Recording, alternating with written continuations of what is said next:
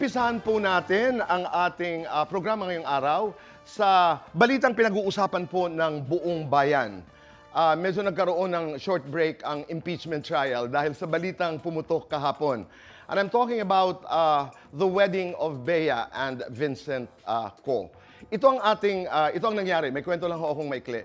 Kahapon, the past few weeks, Vincent Co and I have been talking to each other because of a proposed project that I have for him. Ito po ay isang may kinalaman sa pelikula.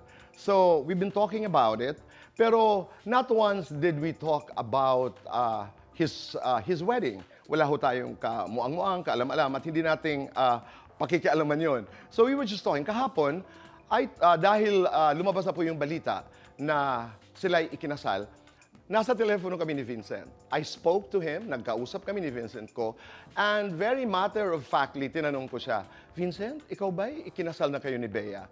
Sabi niya, very, very matter-of-factly din, opo, tito, kinasal na sila. And I was very happy for him. Sabi ko, Vince, I'm so happy for you.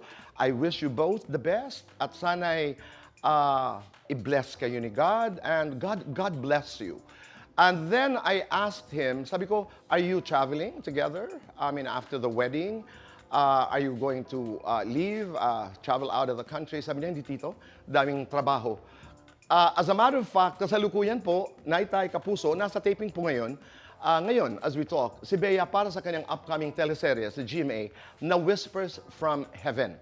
And just a few hours ago, ngayong hapon, nag-post si Bea ng kanilang wedding photos ni Vincent sa Instagram with a one-word caption, home.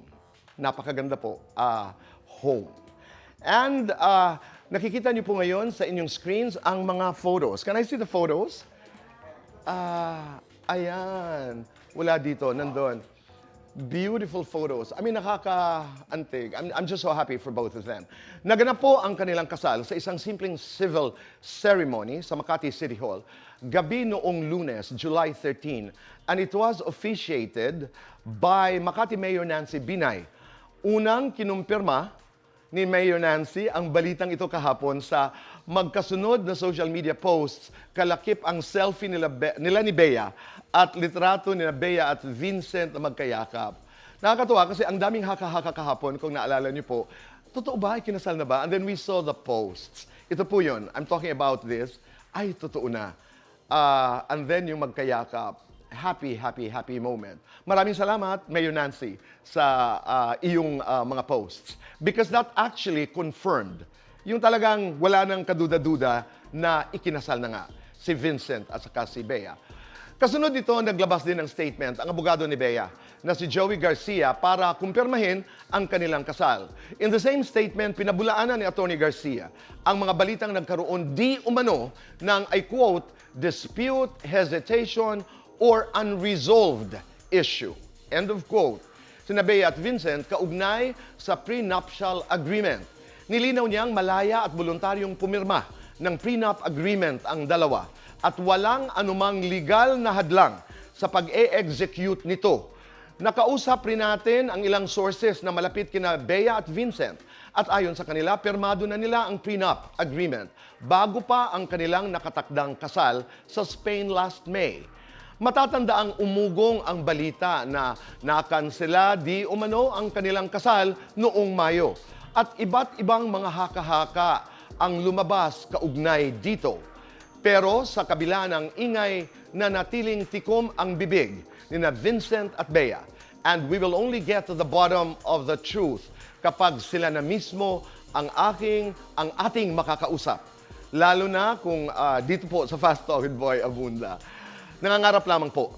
But whatever happened leading up to the wedding last Monday, isang bagay ang malinaw. Ngayon, in the end, they chose each other. After all, their story is not exactly a whirlwind romance. As others have speculated, ayon sa aking sources, matagal nang magkakilala ang dalawa. In fact, nanligaw na raw. This one I have no personal knowledge. Nanligaw na raw noon pa si Vincent kay Bea, pero hindi lamang ito tumawid sa relasyon. Until fate brought them together again. And now, they are finally married. Kumbaga, sa hinabahaba mo po ng prosesyon, sa simbahan din ang tuloy. or in this case, sa opisina po ni Mayor Nancy Binay. Congratulations, Bea and Vincent. Ako'y napakasaya. I'm very happy for the both of you. And again, God bless you. And katulad ng aking mensahe, I texted just a while ago, Bea, and I said, all the best in love and life. So, Vincent, congratulations. Sana makadalaw kayo dito sa amin. Sana makadalaw. Pero alam niyo naman po si Vincent, hindi sanay sa telebisyon, hindi sanay mag-guest. But you know, we have an invitation, an open invitation to Bea. At malay natin si Vincent sumama para madalaw ho tayo dito sa Fast Talk with Boy Abunda. To the both of you, God bless you at maraming salamat. Just love each other. Just love, love, love.